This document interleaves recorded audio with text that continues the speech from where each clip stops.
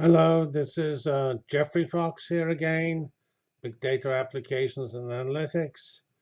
And we're doing the second unit in the Sports Informatics Analytics section. And this is lesson 2 of that unit, a rather short lesson, uh, expanding on what Vince Gennaro did in the previous lesson.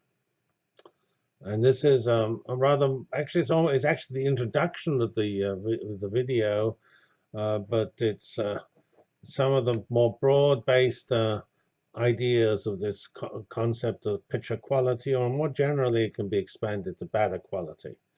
And this is from the introduction to that video. So in some level, in some aspects, occur before the previous lesson, but the previous lesson started with the blog, which did not have this discussion we have here. All right, so we're trying to look at looking at how batters perform against pitcher clusters. We motivated that and gave you pictures of clusters in the previous lesson. Here is where it all occurs. And we've already sort of discussed this a few times. Relief pitcher, who to put into a pitch hitter, and even the starting lineup. All of these can be affected by this analytics. And the current methods have this problem of small sample sizes, time that the matchups are old and unreliable. Sometimes there's just no data at all. And usually the way one does this, one does not use advanced sabermetrics, but just the particular results of the very few confrontations between the given batter and the given pitcher. So, say this is more detail than is given in the blog. All right, so here is the basic,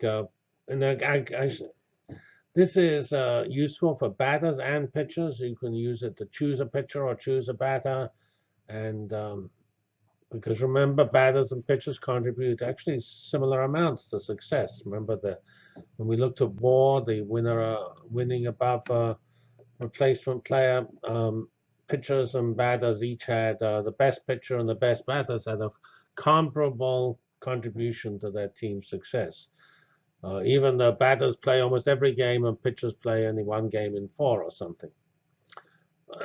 But then pitchers pitch in all innings, or at least a large number of innings, and batters just pitch 4 times or something a game. So remember, we looked at the features in the previous lesson. So these correspond to factors in the pitcher-batter analysis, at least some aspects of them. And we have the pitching style. That was then some interesting measure of pitcher quality, which was implied in some of the features we looked at before. The hitting style.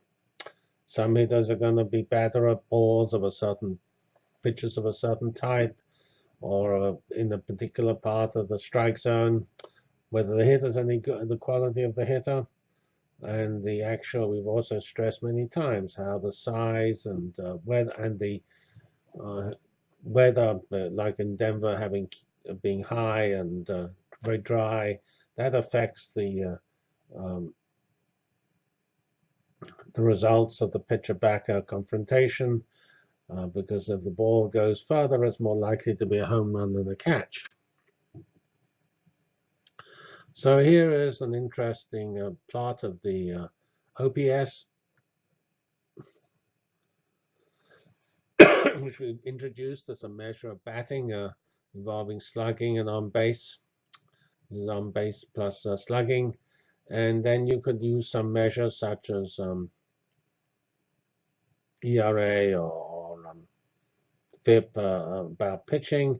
And you have here here's OPS, the y-axis, and then you plot you cluster the pitchers, the best pitchers and the worst pitchers.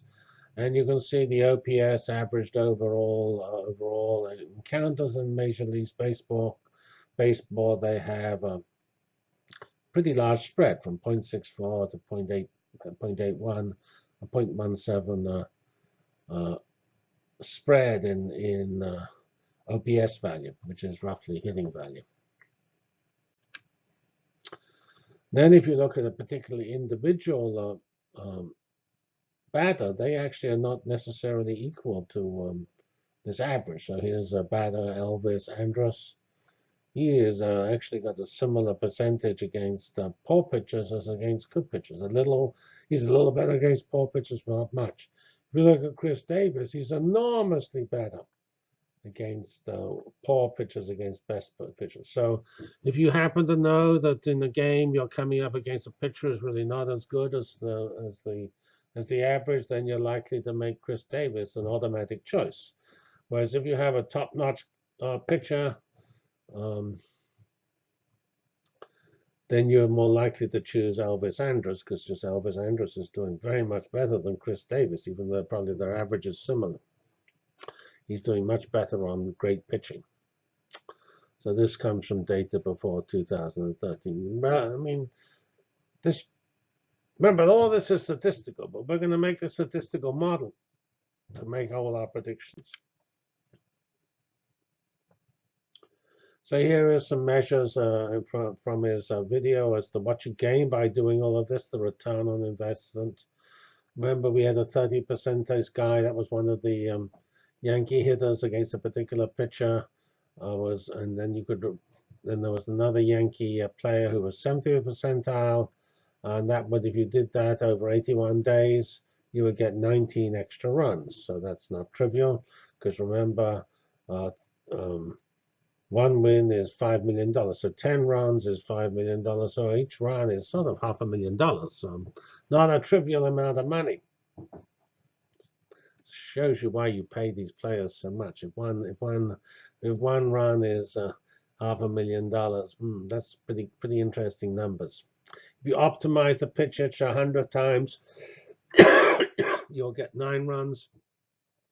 And if you choose the optimal relief pitcher 50 times, that's 5 runs. So here is a way of getting 33 runs, which is 3 wins, which might be all the difference between getting into the playoffs and not getting into the playoffs. So these optimizations are on the margin. So if you optimize, it may look as though you only get a smaller gain, but you actually only require a small gain because you have 162 games. And so a small number times 162 is going to take you from 95 wins to 100 wins.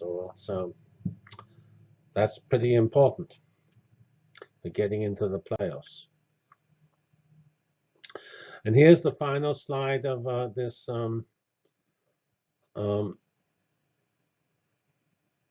video, of this lesson. It's also the final excerpt from this particular YouTube video that I'll show in this class, and it represents future works where they're looking now not at the pitcher so much about the batter, pointing out there's different styles, and the different styles go into different parts of the ballpark. And this is what we call spatial visualization, where the balls spray around. Here's where the pitcher lands up in the strike zone with different, with obviously the color representing the success. And so you can see Joey Votto and Josh Hamilton do different parts of the strike zone pretty differently. And therefore, by looking at where the pitchers are pitching in the strike zone, you can be rather precise about which batter is likely to succeed. Or else you can even teach a batter to change their style, maybe. I don't know why the batters always have this feature of looking at preferring the top of the strike zone, or here preferring the middle horizontal of the strike zone. So that's future work of Vince. And so unfortunately, I say it's so valuable, we'll probably never see it described in the open literature. But I'm pretty certain that from what he's told us, we can reproduce all of this. This is just, inverted commas, solving standard machine learning. And once you've decided on the features, and Vince has always been very generous in telling us these features he's using are standard features, which we know from just reading Wikipedia on statistics, or reading other work on sabermetrics. So that's the end of this lesson. Thank you very much. This is Geoffrey Fox signing out. Thank you. Big Data Application Analytics meets baseball. Thank you.